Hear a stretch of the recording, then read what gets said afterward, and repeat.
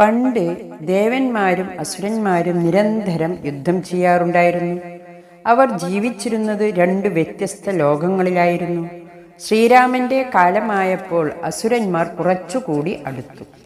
ശ്രീരാമൻ അയോധ്യയിലും രാവണൻ ലങ്കാപുരിയിലുമായിരുന്നു.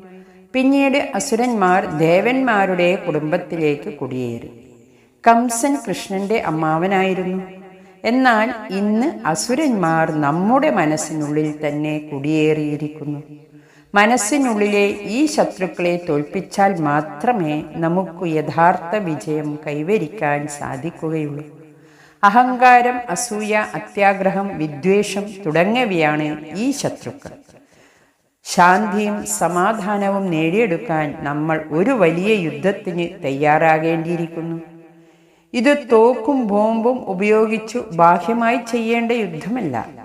സ്നേഹം, വിശ്വാസം, ത്യാഗം തുടങ്ങിയ ആയുധങ്ങൾ ഉപയോഗിച്ച് ഉള്ളിൽ നടത്തേണ്ട യുദ്ധമാണ്. ഈ യുദ്ധത്തിൽ രക്തച്ചൊരിച്ചിലില്ല, മറിച്ച് സ്നേഹത്തിൻ്റെയും ശാന്തിയുടെയും പ്രവാഹം മാത്രമേ ഉണ്ടാകുകയുള്ളൂ.